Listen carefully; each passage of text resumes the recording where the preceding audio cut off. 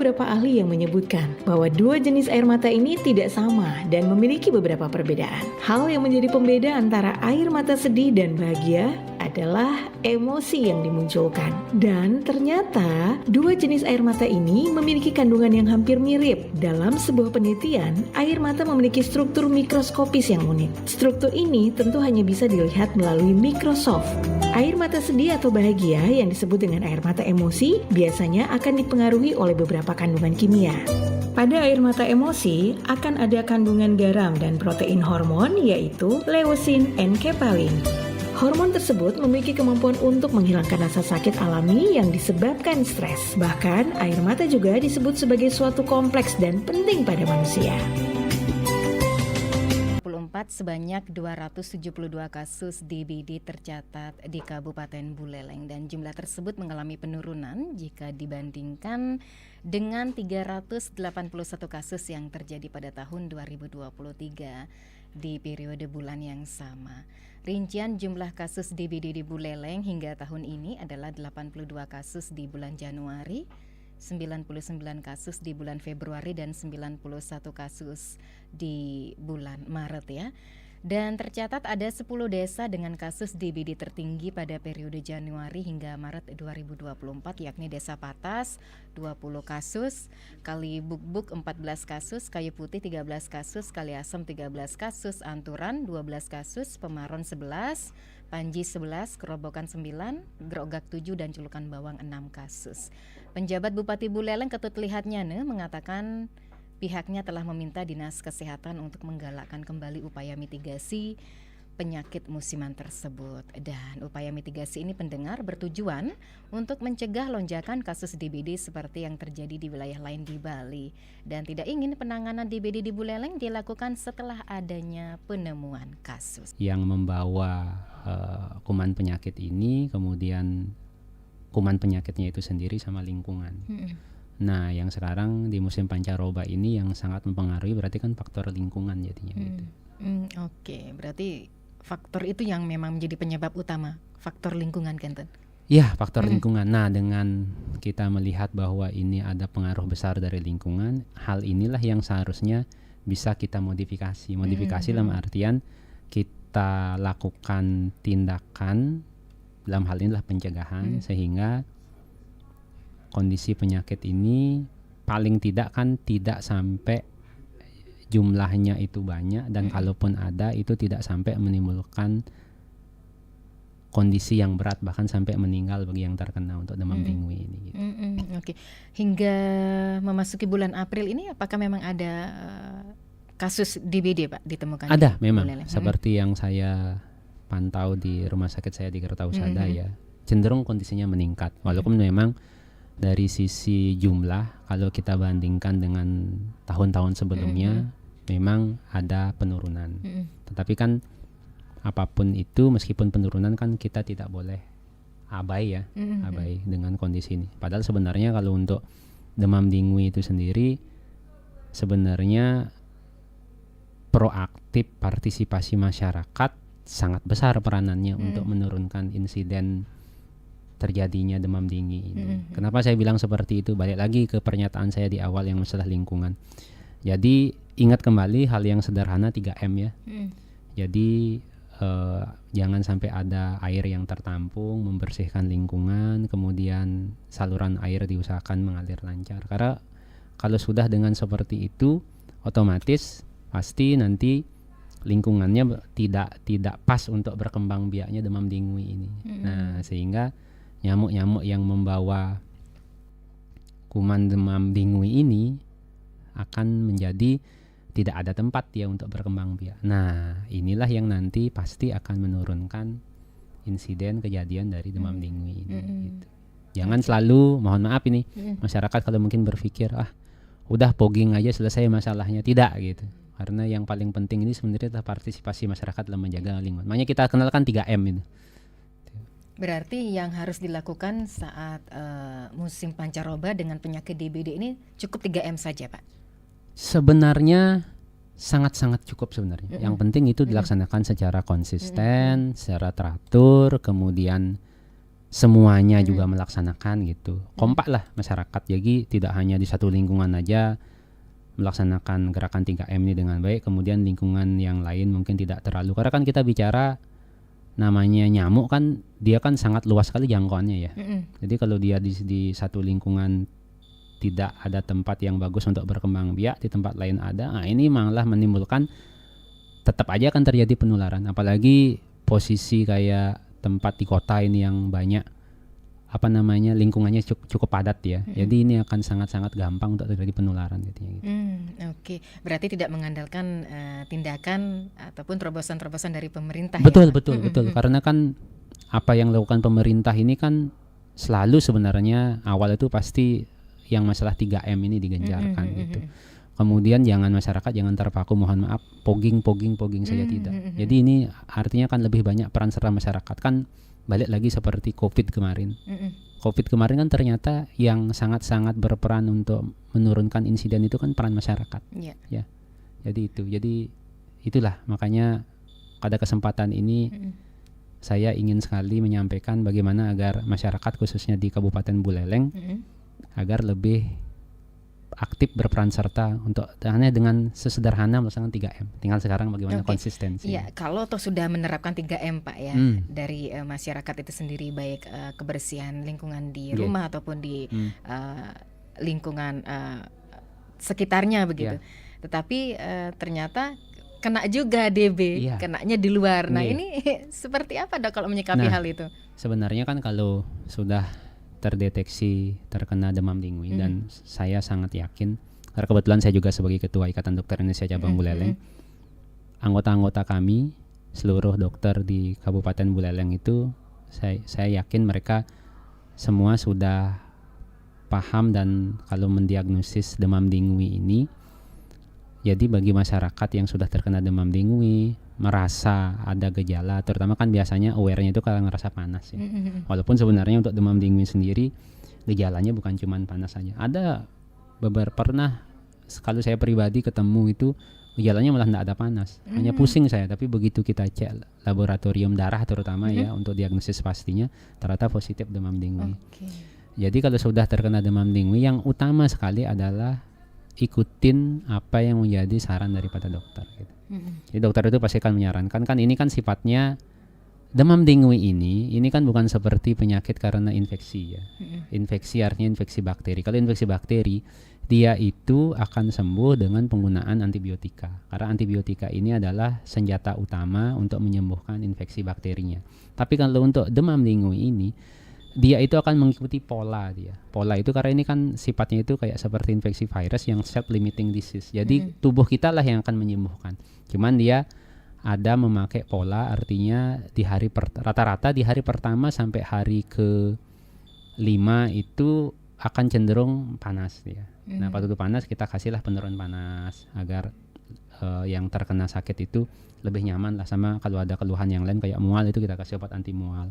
Karena kita harus cukupi kebutuhan makanan dan cairan terutama. Kenapa? Sebab pada waktu terkena infeksi demam dengue yang paling diwaspadai itu adalah adanya kebocoran dari, kalau kita bahasa awam kan kebocoran dari sistem pembuluh darah yang ada di tubuh. Nah, kalau itu sudah bocor akhirnya namanya dibutuhkan untuk menjaga sistem dalam tubuh agar berjalan dengan optimal, akhirnya kan tidak bisa. Nah, inilah yang harus kita, karena dia bocor, kita kasih cairan, kemudian ada keluhan-keluhan yang lain kita berikan obat yang sesuai. Nah, kemudian nanti di hari yang kita khawatirkan, maksud saya yang intens sekali harus diawasi itulah di hari yang saya bilang hari 1 sampai ke-5 itu dari mulai timbulnya gejala ya. Kalau panas dari hari pertama panas sampai hari ke-5. Kalau panas sudah turun, ini yang kadang-kadang masyarakat dikira sudah sembuh. Karena mikirkan, oh panas, saya kondisinya masih berat ini ya. Tapi begitu sudah udah mulai sembuh, enggak. Yang kita khawatirkan malah di hari ke-6 sampai ke-7, 8. Semestinya kalau sudah panas tinggi lewat dari 3 hari itu perlu dikhawatirkan begitu ya Dok ya. Jadi memang sederhananya kalau sudah panas 3 hari nggak turun sudah dikasih obat juga nggak turun ya. atau naik turun Tanda tanya nih gitu ya. Langsung Oke. segera periksakan ke Oke. fasilitas kesehatan terdekat. Siap. Ya sepertinya dari tadi sudah berdering Silakan, ya Pak silakan. Dokter ya. Iya. Bagaimana kalau kita menyapa pendengar? Selamat pagi. Pagi. Iya, dengan Ini siapa? Ini Ayu. Oh, Ayu di Selayar, iya. Ya. Mm-mm. Mau nanya ya Pak Dokter. Selamat pagi Bu Ayu, nggih silakan. Ya, saya adik Ayu, saya belum menikah. Oh, nggih Ayu. Saya sering digigit nyamuk tapi nggak ada bentolnya Pak Dokter. Dan itu kulitnya terasa panas. Ya. Terus kalau digaruk itu merah dia. Nggih. Merah dia terus panas sekali. Itu nyamuk apa ya? Terus ketika ditampak itu dia belum saja ditampak udah lari. Itu aja pertanyaan saya Pak Dokter. Nggih. Makasih ya. Nggih, makasih Ayu. Baik, terima kasih untuk Ayu yang ada di Selayar. Selain Ayu, kita juga menantikan atensi pendengar lain di 24644 atau bisa ke WA Pro 1 di 081139999790. Atau mungkin di antara pendengar yang sedang menyaksikan YouTube RRI Singaraja Official, silakan bisa menyampaikan komentarnya di channel YouTube kami ya, RRI Singaraja Official. Langsung ditanggapi Pak Dokter apa yang disampaikan Dek Ayu yang ada di Selayar. Ya, Dek Ayu dari Selayar ya. Kalau untuk gigit nyamuk, nanya nih jenisnya apa? Aduh, sayangnya nggak kenalan ya sama nyamuknya ya. Jadi kalau melihat dari gejalanya, artinya setelah pasca digigit nyamuk itu tidak ada tanda-tanda seperti yang saya bilang di awal tadi, mungkin berarti ini bukan tipe Sastungkare, bukan yang jenis nyamuk dingin ya. Yang kita bilang kan kalau nyamuknya itu adalah nyamuk jenis Aedes aegypti kalau yang untuk demam dingin. Nah, kemudian standar sih memang kalau memang digigit nyamuk pasti akan timbul reaksi dari kulit ya, bentol, kemudian kemerahan. Nah, cuman yang saya titip diwaspadai kalau nanti ternyata ada yang gejala tadi ya, panas atau mungkin ngerasa lemes, nyeri di seluruh tubuh, pusing mungkin yang sudah diminumin obat bolak-balik nggak sembuh-sembuh selama 3 hari, silakan nanti segera diperiksa ke fasilitas kesehatan terdekat. Mungkin butuh investigasi lebih lanjut, apakah nanti perlu cek darah atau apa untuk memastikan apakah ada kondisi-kondisi apa tertentu. Mudah-mudahan jangan sampai terkena demam dengue ya. Oke. Jadi itu. Baik, ya yang pastinya di musim pancaroba ini memang sering sekali membawa yang namanya resiko tinggi terhadap penyebaran penyakit TB, betul. Gitu ya. Ya. Jadi kalau memang mencurigakan seperti itu Pak Dok, langsung saja ke rumah sakit terdekat ya. Langsung ke rumah sakit, bisa ke puskesmas dulu atau ke fasilitas kesehatan terdekat dimanapun itu silakan. Dan saya yakin kalau untuk masalah demam dengue ini semua tenaga kesehatan pasti sudah familiar bagaimana tata laksananya yang benar dan tepat. Oke, tapi namanya tren kasus DBD ini untuk di tahun 2024 seperti apa? Apakah ada perbedaan dengan tahun kemarin Pak? Ya, jadi memang untuk DBD ini kalau kita bicara dari tahun-tahun sebelumnya ya, secara ilmu medis kita selalu melihat ada tidaknya tren peningkatan karena kadang-kadang ada pola-pola tertentu yang mana yang tadi saya ceritakan di awal sangat dipengaruhi lingkungan. Kita lihat saja contoh bicara kayak lingkungan ya, kita bilang kan ada La Nina, El Nino yang kurang lebih kalau diawamkan kan cenderung musim kemaraunya lebih basah atau musim hujannya itu lebih kering. Kayak sekarang aja ini sudah bulan April tapi ternyata masih ada hujan. Nah, jadi ternyata pada kondisi-kondisi seperti ini ternyata lingkungan ini sangat pancaroba ini kalau boleh dibilang adalah musim-musim yang sangat nyaman bagi tumbuhnya penyakit, salah satunya demam dengue ini. Nah, inilah yang memang menimbulkan adanya cenderung peningkatan dibandingkan dengan bulan-bulan sebelumnya.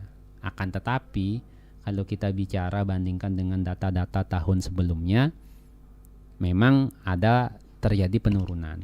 Yang ini kan pasti atas peran serta dari masyarakat yang utama, kemudian dari pihak pemerintah juga, kemudian dari tenaga kesehatan juga, kolaborasi dari itu semua sudah memberikan dampak yang positif. Akan tetapi dengan adanya peningkatan dibanding dengan bulan sebelumnya, Inilah yang seharusnya lebih waspada lagi masyarakat.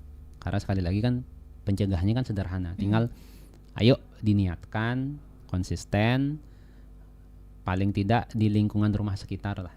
Lihatin apa lo ada genangan air, bersihkan, pastikan air mengalir lancar gitu. Kemudian menutup tempat-tempat penampungan air juga agar jangan sampai jentik nyamuk berkembang biak di sana. Gitu. Oke, baik. Sembari menantikan atensi pendengar di 24644 atau bisa ke WA Pro 1 di 081139999790 atau bisa ke channel YouTube kami di RRI Singaraja Official. Mohon izin kepada Pak Dokter, kita jeda sejenak. Silakan.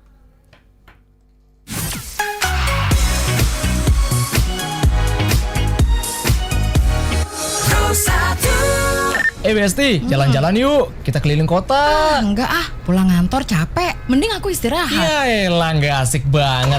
Ya udah, aku jalan sendiri aja deh. Oke, siap berangkat. Ngantuk banget ya, tapi gas aja lah. Aduh, Besti, bantuin aku dong. Apalagi tuh. Loh, kamu kenapa? Kok luka-luka gitu? Iya, aku jatuh nih. Tuh kan, makanya inget ngantor. Ngantuk, jangan bawa motor.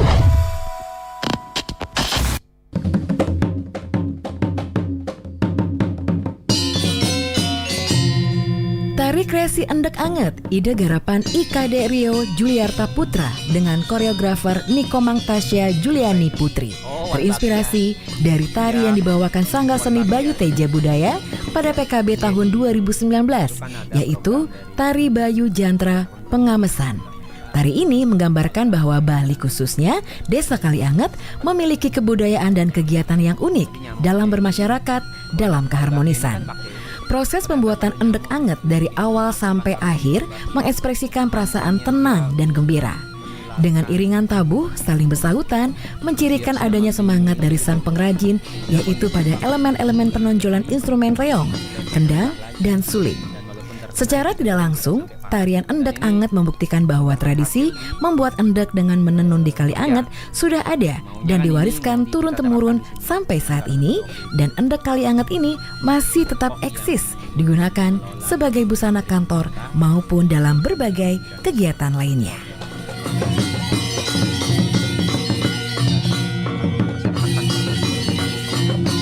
Karena kan banyak sekali simpang siur informasi yang nggak tepat, nggak pas lah.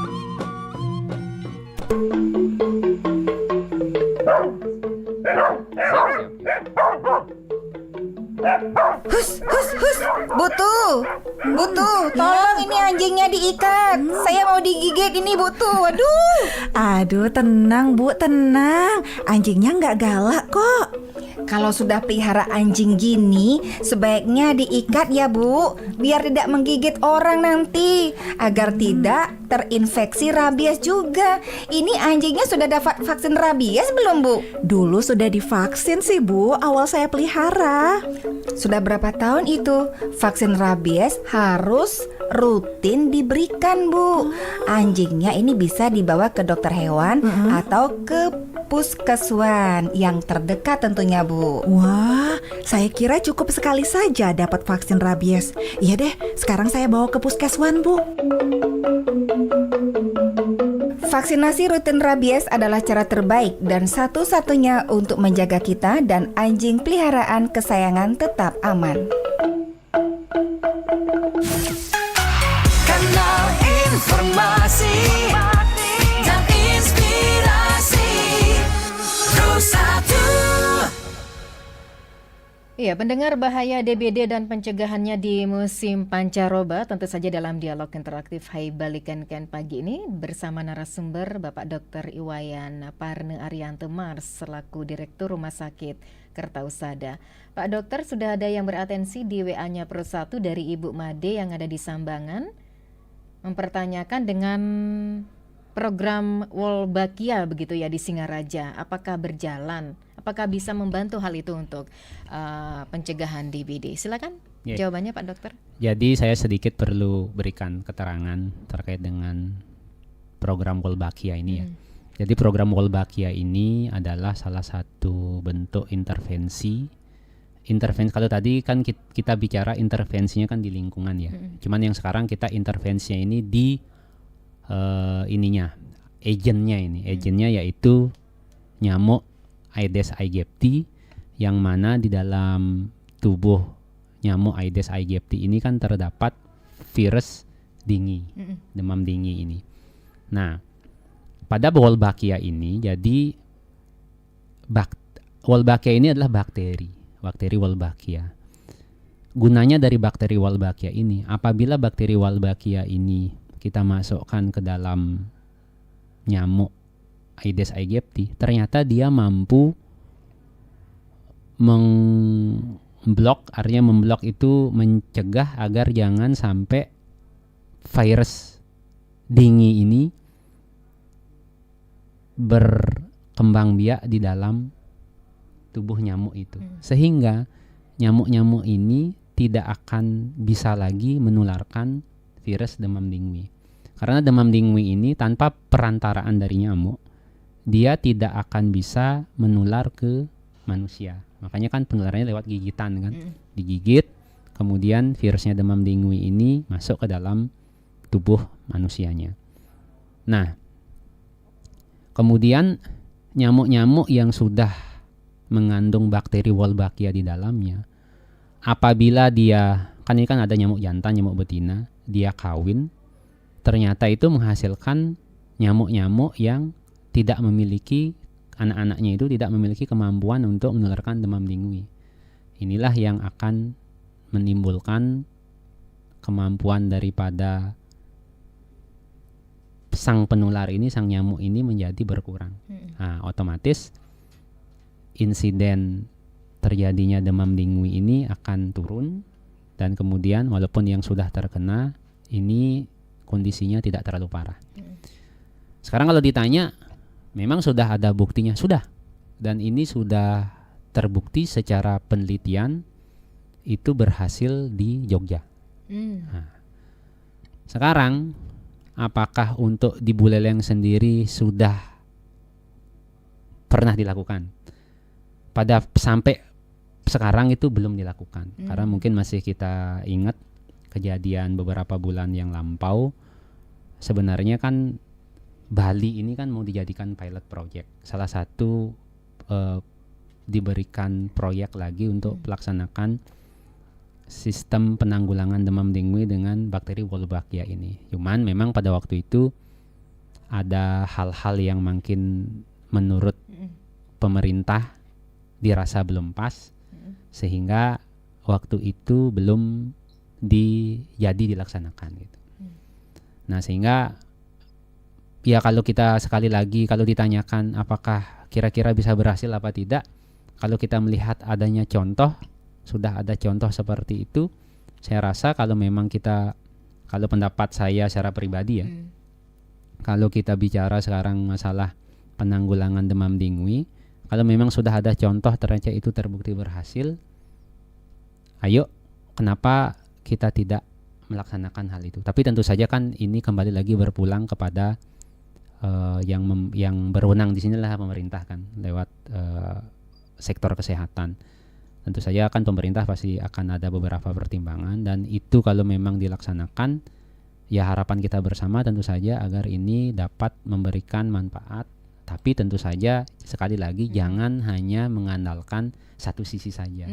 Kalau kita mau nanganin suatu permasalahan, selalu kan kita bicara biar komprehensif, biar berjalan dengan baik. Jadi artinya walaupun dijalankan sistem Wolbachia ini, 3M ini jangan dilupakan. Bahkan sekarang kalau yang terupdate kan ada yang namanya vaksin demam dengue. Iya, itu. betul. Jadi kalau yang vaksin demam dengue ini, kalau sudah vaksin apakah memungkinkan kena lagi begitu, Dok? Ini dah. Jadi ternyata gini, seperti ini. Kalau kita bicara vaksin, selalu pertanyaan masyarakat awam kan, wah kalau saya sudah dapat vaksin berarti kebal. Nah, kembali lagi saya tanya, kalau kita lihat hal yang baru saja ini, COVID ya, bagi orang yang sudah terkena vaksin COVID, apakah mereka kebal? Belum tentu. Nah, namanya vaksin itu kan, vaksin itu bukan berarti akan total menghilangkan kemungkinan untuk terkena penyakit sesuai dengan jenis vaksinnya. Tetapi vaksin itu adalah salah satu model pencegahan yang mana yang pasti ini akan mengurangi risiko untuk terkena. Bahkan ada beberapa vaksin itu walaupun terkena nanti kondisinya tidak akan separah bagi yang tidak divaksin. Untuk vaksin demam tinggi ini yang sudah berjalan adalah faktor risikonya akan berkurang untuk terkena demam tinggi, kemudian bagi yang terkena tingkat keparahannya itu bisa lebih rendah dibandingkan yang sudah terkena. Tapi memang sih untuk vaksin demam tinggi ini pada posisi yang sekarang memang itu belum menjadi vaksin wajib. Kalau udah wajib berarti kan pemerintah akan memberikan secara gratis cuma-cuma. Tapi kalau untuk vaksin demam tinggi ini karena belum wajib, jadi kembali lagi berpulang ke kemampuan masyarakat. Jadi masyarakat harus membayar ini gitu. Kalau untuk masalah harga dan segala macam ya mungkin bisa ditanyakan ke fasilitas kesehatan terdekat. Di Buleleng sudah ada. Oke. Jadi masyarakat apakah harus vaksin DBD, Dok, dengan musim pancaroba seperti ini? Kalau dari sisi saya sarankan. Tetapi kan saya paham bahwasanya kemampuan ekonomi kan berbeda-beda. Nah, tapi sebenarnya yang paling bagi apapun kondisi ekonomi masyarakat yang paling bisa dilakukan lah 3M tadi itu. Ya. Bagaimana melaksanakan menutup tempat penampungan air, membersihkan genangan air biar jangan sampai ada genangan air, dan memastikan agar kalaupun ada saluran air itu mengalir dengan lancar untuk mencegah berkembang biaknya jentik nyamuk. Oke, sebenarnya yang utama Nike pencegahan gitu ya, Dok? Pencegahan, betul. Kalau kita bicara kondisi sakit selalu kita bilang pencegahan. Cuman kadang-kadang kan orang itu abai terhadap pencegahan. Seringnya mikirnya obat gitu. Karena kadang-kadang kan ya maklum lah bagi masyarakat awam begitu sudah terkena baru kan jadi aware gitu. Baru lebih ingin lagi, wah ini kok saya udah terkena. Tapi kalau belum terkena kan ya mungkin masih lalai karena dengan sekian banyak aktivitas kesibukan yang dimiliki. Oke, jadi solusi terakhir bisa dikatakan kalau memang Pak Dokter menyarankan nih ke vaksin. Vaksin kalau saya sarankan. Tapi kalau tidak ya dengan 3M sendiri itu sudah cukup. Sudah cukup ya. Oke, berdering kembali Pak Dokter. Silakan. Kita sapa penelpon. Selamat pagi. Om Swastiastu. Om Swastiastu. Semoga RRI tetap jaya di udara. Selamat pagi Mbak Sundari. Selamat pagi Pak Anggas. Wah luar biasa. Ya, ini senior pagi, kita Pak yang di Kubu Dokter. Tambahan. Selamat pagi Pak Anggas. Ya, ini narasumbernya dari dokter dari instansi mana ini? Dari Rumah Sakit Kertausada, Pak Anggas. Dari ID juga Pak. Dari ID. Ikatan Dokter Indonesia ya. Begini, kemarin kan sempat artinya ada sedikit beritanya di YouTube, khususnya di Buleleng juga ya.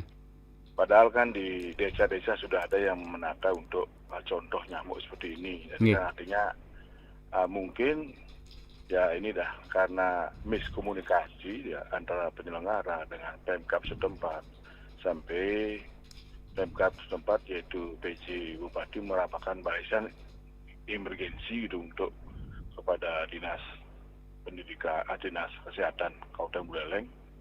Artinya mungkin dalam konteks itu untuk masalah nyamuk yang apa dibilang itu, dan termakan isu-isu gitu yang belum intinya katakanlah entah bagaimana kebenarannya, yang jelas sampai sekarang juga tidak tahu. Jadinya masyarakat juga sedikitnya agak bingung gitu. Belum lagi beredar di YouTube, belum lagi di TikTok bahwa itu masyarakat akan dibunuh dengan jentik nyamuk seperti ini. Woi, beredar banyak lah isu-isu itu. Nah ini sangat resah gitu. Padahal kalau saya sendiri sih secara pribadi walaupun saya bukan dari kedokteran, saya sangat setuju welcome untuk dijadikan contoh. Bahkan saya di rumah saya tunggu-tunggu itu panitianya. Pak, kenapa enggak jadi jalan itu? Karena apa? Karena saya juga baca juga di luar negeri, juga baca di lewat FOA itu kan saya selalu mengikuti berita-berita di luar. Terupdate datanya bahwa sebenarnya ini salah fokus, salah tafsir semuanya itu.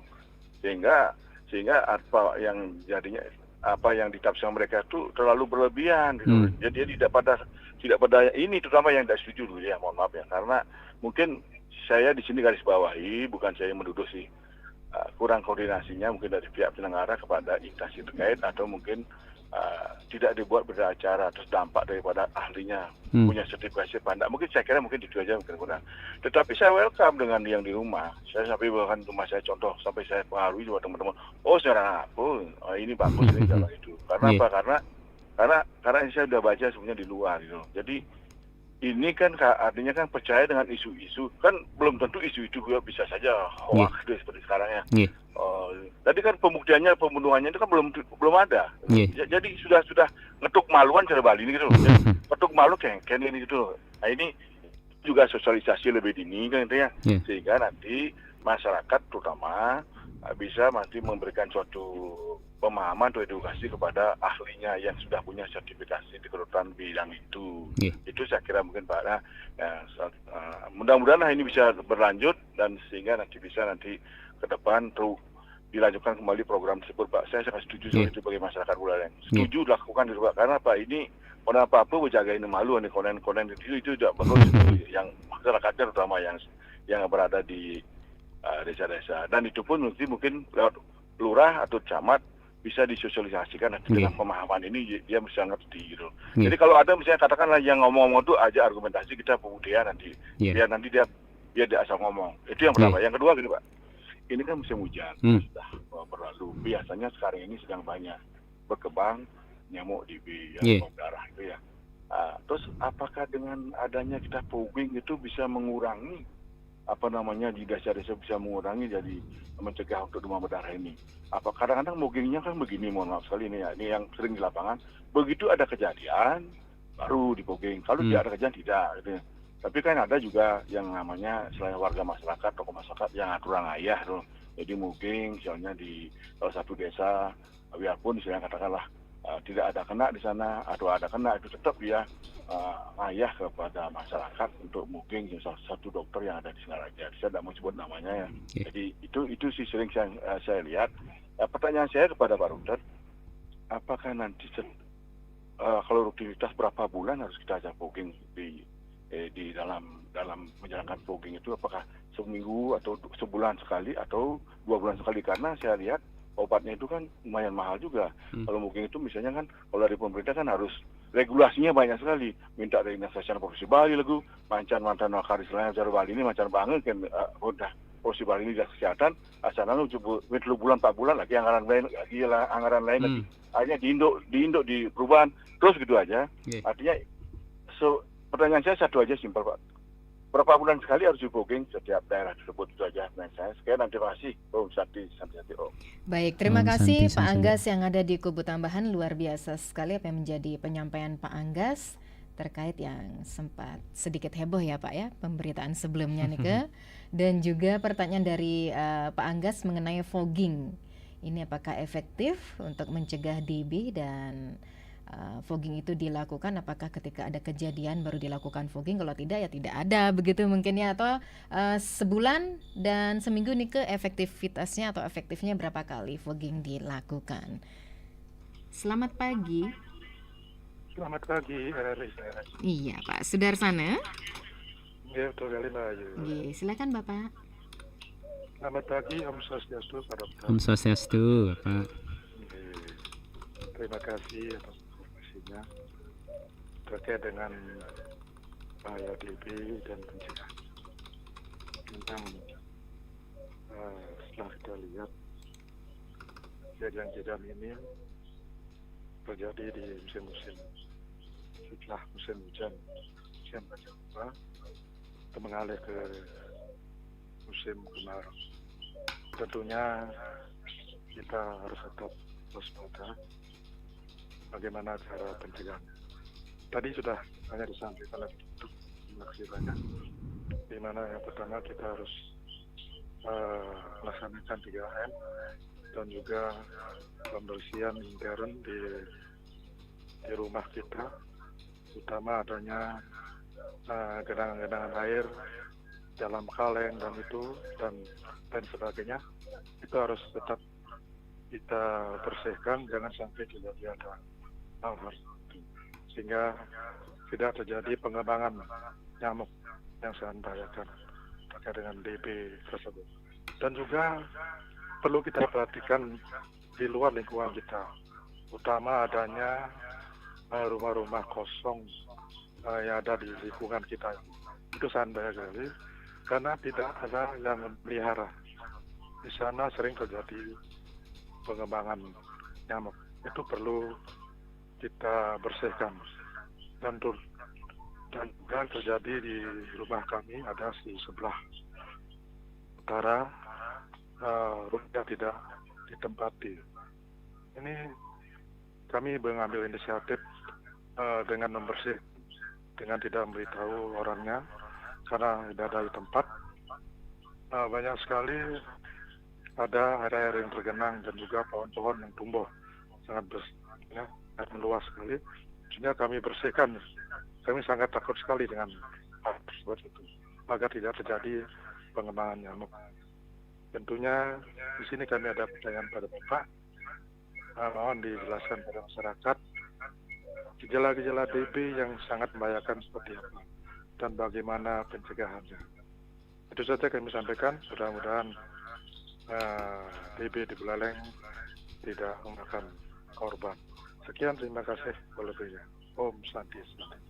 Inggih, terima kasih Pak Sudarsana. Ini luar biasa juga apa yang disampaikan Pak Sudarsana terkait bahaya DB niki terjadi di musim penghujan ataupun ke musim kemarau pancaroba begitu ya. Kita tentunya harus waspada dengan cara pencegahannya melaksanakan 3M, pembersihan intern di rumah masing-masing, terutama jika ada genangan-genangan air begitu ya Pak Dokter ya. Dan perlu juga diperhatikan di lingkungan kita jika ada rumah kosong, itu minta perhatian kepada yang bersangkutan untuk sering membersihkan karena tidak ada yang memelihara, dan gejala-gejala DB yang membahayakan serta pencegahannya ini supaya di Buleleng tidak ada ataupun menelan korban. Betul. Gitu. Silakan apresiasinya ataupun tanggapannya Pak Dokter. Yang pertama untuk Pak Anggas dari Kebutambahan. Terima kasih Pak Anggas, luar biasa sekali ini sampai rutin mencari literatur, sudah tidak kalah nih sama peneliti ya. Literaturnya bahkan sampai yang berasal dari luar negeri juga. Nah, jadi memang benar terkait dengan masalah program yang tadi mungkin disampaikan Wolbachia, saya sudah jelaskan di sebelumnya ya. Dari ada tadi yang menyampaikan terkait dengan pertanyaan yang sama Wolbachia. Yang penting nanti kita tunggu nanti implementasinya, prakteknya nanti seperti apa, karena ini kan kewenangan mutlak dari pemerintah lewat sektor kesehatan untuk melaksanakan itu. Kemudian terkait dengan adanya pro kontra yang terjadi di masyarakat, hal ini wajar karena apapun itu, segala hal, segala sesuatu kan harus dipandang dari sisi positif dan negatifnya. Yang bisa saya tambahkan agar masyarakat dapat mencari sumber-sumber yang terpercaya. Dalam hal ini tentu saja kita kembali lagi berbicara siapa yang punya wewenang, dalam hal ini pemerintah, sektor kesehatan.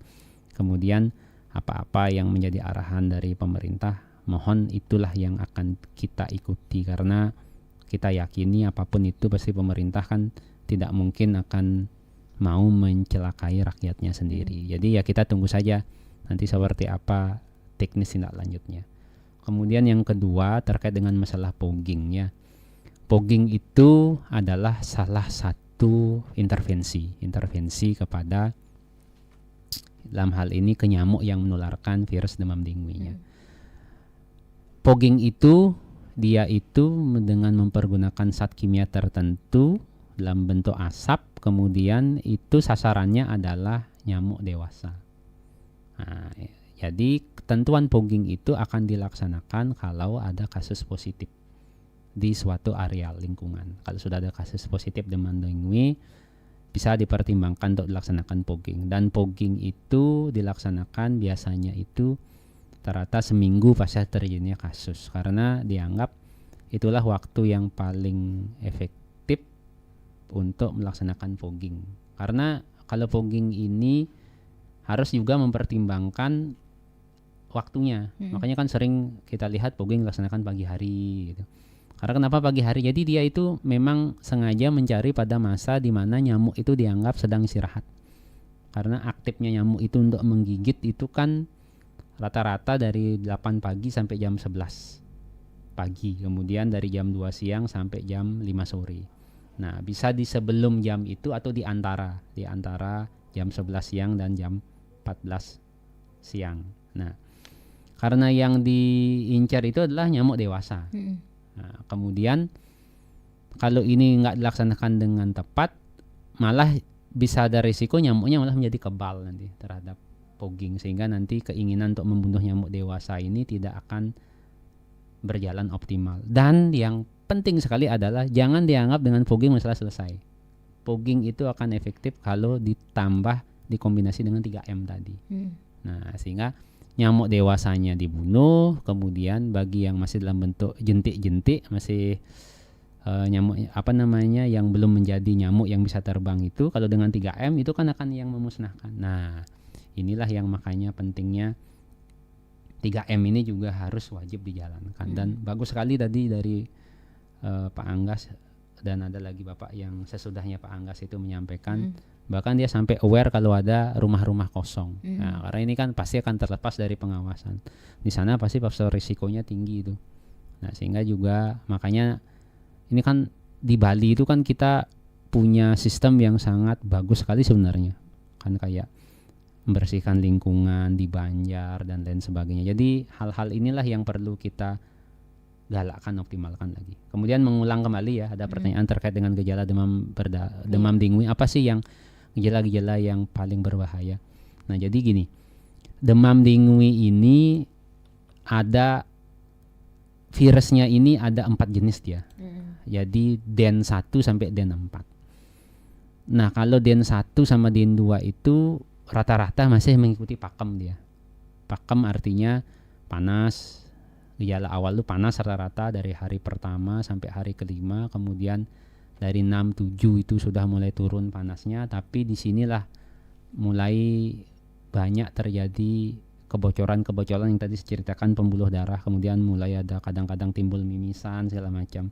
Di sini harus pemantauan ketat sekali karena dikhawatirkan nanti resiko untuk terjadinya penurunan bahkan sampai kegagalan sistem sirkulasi di dalam tubuh pasien demam dengue ini sangat tinggi di sana. Makanya sampai perlu dicek darah tiap hari untuk melihat penurunan. Kalau yang kita pantau itu kan trombosit ya. Trombosit namanya, bagian daripada sel darah manusia. Itu yang kita pantau. Kalau nilainya turun, berarti kondisinya masih banyak terjadi gangguan sirkulasi. Nanti kalau sudah naik trombosit biasanya di hari ke-8 ke atas, nah di sana sudah fase penyembuhan namanya.